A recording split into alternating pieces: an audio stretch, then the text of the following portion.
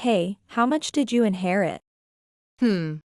I got a bank statement with about $5 million in it. My husband smirked at the mention of $5 million. It was a sum that could indeed make anyone grin. But his expression suggested he might be scheming something. The next morning, when I woke up, my husband was already gone. Had he gone out somewhere? He wasn't in the habit of taking walks, and he had the day off from work that day. Perhaps he just wanted to take a break. Deciding to think that way, I had breakfast alone and then started cleaning the room. Then, what? Why is it gone? The bank statement that should have been securely stored in the dresser was missing. Hey, the bank statement is gone. Do you know anything about this? I called my husband in a panic. Maybe he had moved it somewhere else. Oh, that thing? I took care of it. Oh, I forgot to mention, I'm getting remarried, so we're getting a divorce, okay? Wait, what do you mean? Just look around. There's a divorce paper signed by me in the bedroom, right? Well, that's the deal. Saying that, he hung up unilaterally. Stealing the book statement, divorcing, and then getting remarried. At that moment, I felt like I might explode with anger.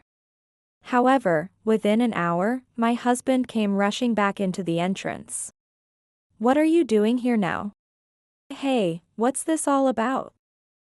Why didn't you tell me? I thought, oh. I see. That's how it is. Fine. I'll tell you everything. My name is Sandra. This year, I turn 50. My father was the president of a major logistics company. So I grew up in a relatively wealthy family. I was an only child and was very much cherished by my parents. But they probably disciplined me more strictly about money than other families. Remember, money can drive people mad. You should learn how to manage money from a young age. My father often told me that. Thanks to that, I started working part-time in high school and vowed, I will buy what I want with the money I earn myself, and never begged my father for money. You're also having a hard time with just the part-time job, aren't you? It's okay to rely on your father once in a while. He'd be happy if his daughter relied on him. Although I was told that, I never felt like it. And that didn't change even when I became a college student. As an adult, perhaps because I had been watching my father's work since I was a child, I naturally entered the logistics industry.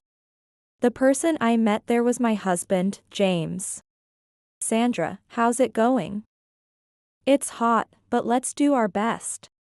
James was 3 years my senior and always spoke kindly to me at work.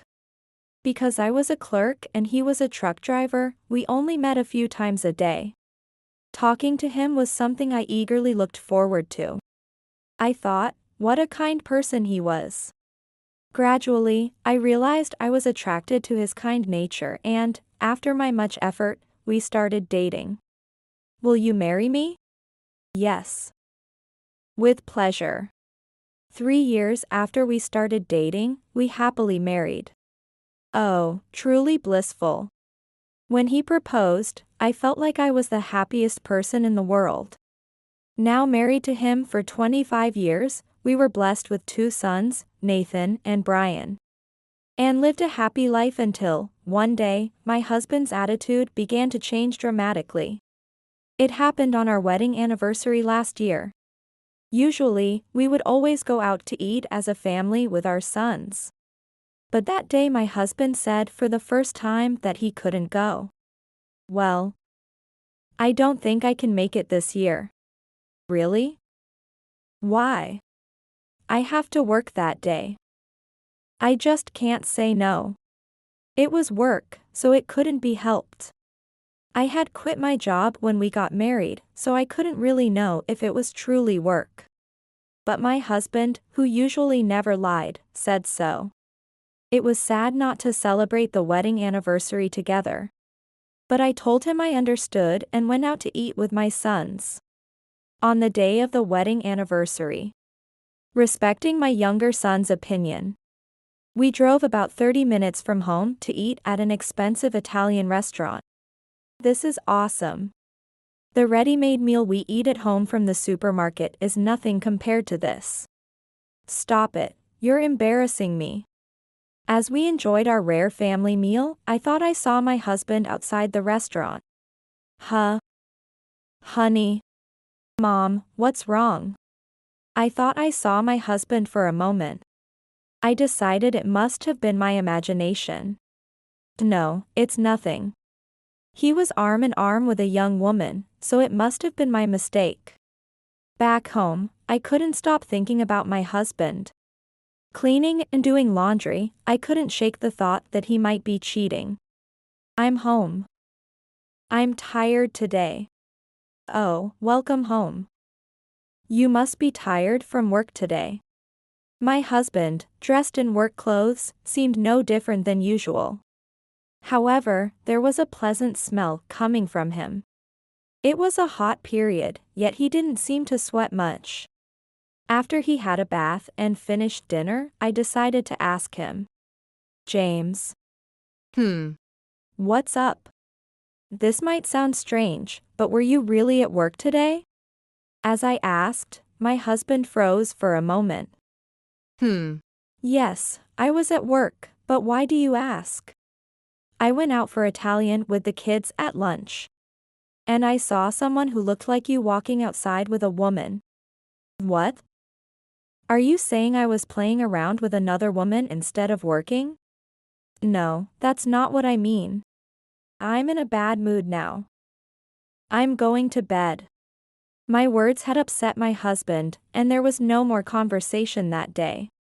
There was something clearly off. Could he really be cheating? The next day, my husband's mood hadn't changed, and our conversations became scarce. A year passed with that ongoing situation. One day, when he came home from work and went to take a bath, I saw his cell phone lying on the living room table. I knew it was wrong to look through someone else's phone, but I couldn't stop myself. Luckily or unluckily, the phone wasn't locked. And I could immediately see the messages and photos. What is this? On the phone, there were conversations and photos with a woman who seemed to be his mistress. It was now clear that my husband was having an affair. You're cheating, aren't you? I blurted this out to my husband. I intended to stay silent, but I couldn't forgive him for doing such things behind my back. Huh? What are you talking about? I have proof. I showed him the phone to confront him, thinking he could still talk his way out of this. However, he simply took the phone from me without concern and said, "What are you talking about? I would never cheat. This girl is just a clerk at the office. She often asks me to take pictures with her. It's tough being popular." What a ridiculous thing to say. While it might be true, I couldn't help but feel distrust towards him. Oddly enough, I found myself convinced and didn't pursue the matter further. Half a year later. Sandra. It's terrible. Come to the hospital quickly. Your father has. What happened? Calm down. What happened to Dad? He was hit by a car, he might not make it. The phone call from my mother was shocking. He might not make it. With that phrase, my heart raced. I rushed to the hospital by car, almost ignoring all the traffic lights in my haste. God, please, save my father's life. With that prayer, I arrived at the hospital and went to my father's room. Dad. In the room, there was my mother crying and my father lying there with a white cloth over his face.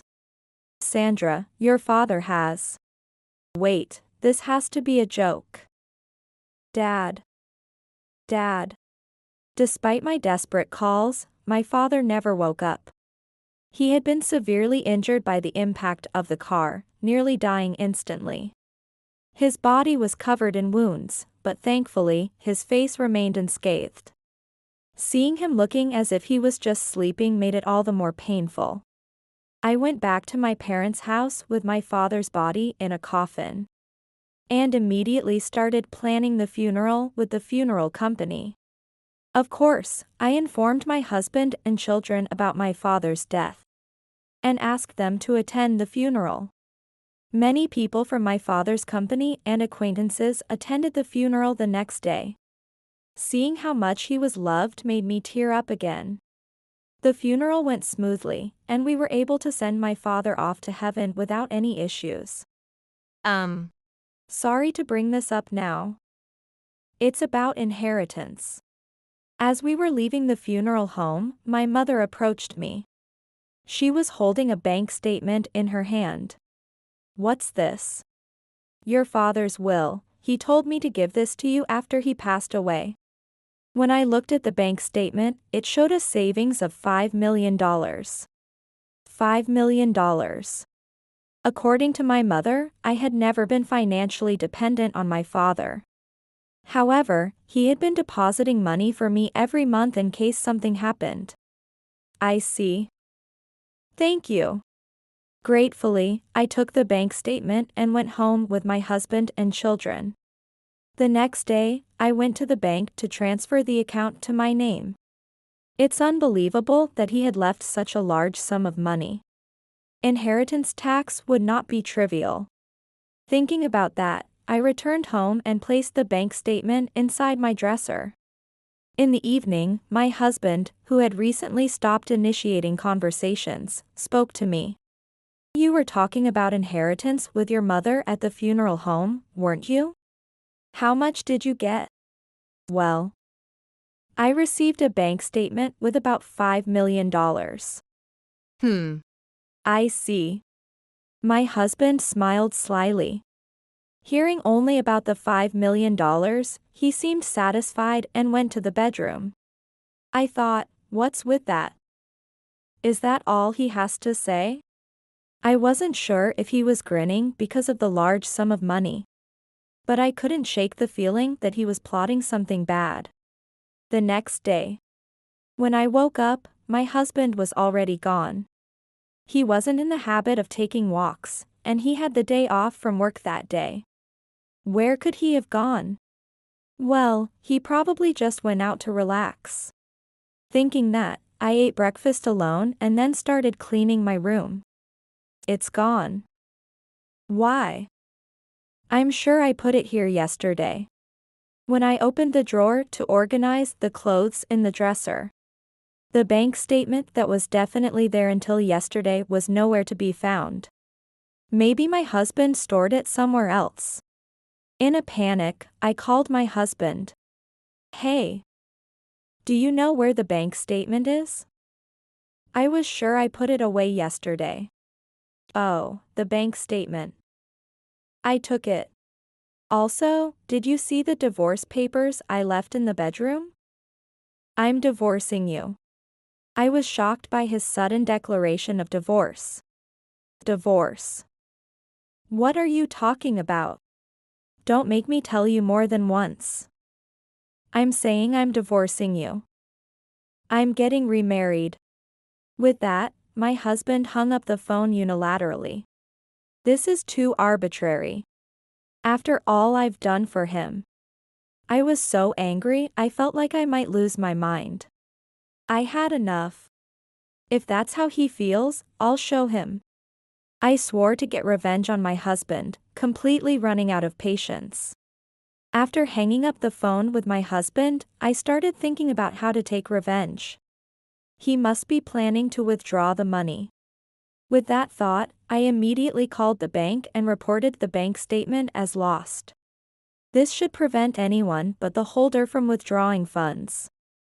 I also signed the divorce papers and submitted them to the law office. Around 11, I heard a noisy sound from the entrance of the house along with my husband's voice. Hey, Sandra. What the hell is going on? He left on his own, But what's with him? I was reluctant to deal with him, but I headed to the entrance anyway. What do you mean? I don't understand what you're saying. Why can't I withdraw money? So it's about that. Just as I thought. Of course, you can't. I called the bank and reported the bank statement as lost. Huh? My husband was surprised, his eyes wide. But even if you called, that doesn't stop me from withdrawing, right? Does this guy really not know common sense? Or is he doing this because he's blinded by another woman? Well, either way, I don't care anymore. Normally, you can withdraw with a signature. But when you lose a card or bank statement, the bank requires identification from the account holder. Why didn't you tell me such an important thing? This is a problem. I was already talking about buying a house. Oh, I see. That's what this was about. He thought he could steal the bank statement with $5 million and build a new home with his mistress. Just so you know, even if you could withdraw, it wouldn't be your money. What are you talking about? I have a right to the inheritance, don't I? No way. The inheritance rights are only for me and my mother as the spouse. When I said that, my husband's shoulders slumped. Then, okay, can't I get about half? He really should take a break from being foolish. After all, he's the one who brought up divorce, and he's utterly selfish. Huh? I'm not giving you anything. We're already divorced. Divorce can be undone anytime. Impossible. I've already submitted it to the law office. Even so, we can still divide the property. He continued to irritate me. I reached my limit of patience and yelled at him. Cut it out. And property division. There's no such thing. You're the one who cheated and started talking about divorce. And you're the one who handed me the divorce papers signed unilaterally without discussing terms, right? We are strangers now. Surprised by my sudden shouting, my husband looked down and fell silent. He must have thought he had a chance by mentioning property division. But there was no chance of that. If you still want a property division, let's continue this in court. I'll fight you as much as you want. You're sure to lose, and I'll thoroughly extract alimony too. No, that's. Then get out. Don't ever show your face again. I pushed his body hard and drove him out of the entrance. I thought he might resist and make a scene at the front door. But he simply walked away dejectedly. Mom? What happened? Perhaps because I had raised my voice, my eldest son woke up rubbing his eyes. I told my son that his father had been cheating, and that was why we divorced. That's what happened, sorry. Oh, I see. I'm fine with it. I never liked Dad much anyway. Brian and I will take care of the house. Don't overdo it, Mom. Tears flowed spontaneously at my son's kindness.